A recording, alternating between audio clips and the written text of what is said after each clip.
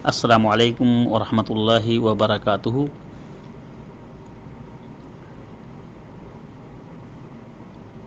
عبداللہ ابن عمرو رضی اللہ تعالی عنہما حدیث کے راوی ہیں، کہتے ہیں کہ خطب رسول اللہ صلی اللہ علیہ وسلم فقال، کہ نبی کریم صلی اللہ علیہ وسلم نے خطبہ دیتے ہوئے ارشاد فرمایا، ایاکم والشح فانما حلک من کان قبلکم بالشح، کہ تم بخیلی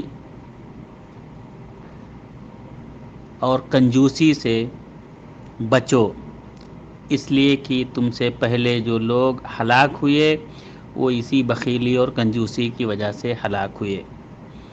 امرہم بالبخل فبخلوا، یہ کنجوسی اور حرص و لالچ انہیں بخیلی کی طرف حکم دیا تو وہ لوگ بخیل ہو گئے۔ وامرہم بالقطیعۃ فقطعوا، اور بخیلی نے انہیں رشتہ ناتا توڑنے پر ابھارا تو ان لوگوں نے رشتے ناتے کو توڑ دیا۔